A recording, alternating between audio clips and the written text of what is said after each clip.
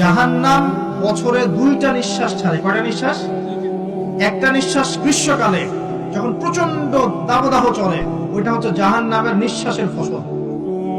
ওই প্রভাবে পৃথিবীতে এরকম দাবদাহ চলে। এই সায়েন্স বিশ্বাস করবে? করবে না। ওর বিশ্বাসের আমার যায় আসে না। আল্লাহ পাক বলেছেন সত্য, রাসূল বলেছেন সত্য। আরেকটা হচ্ছে শীতকালে যখন প্রচন্ড ঠান্ডা, তখন শীতকালে জাহান্নামের এমন একটা জায়গা আছে যেটা কিন্তু শীতল জায়গা।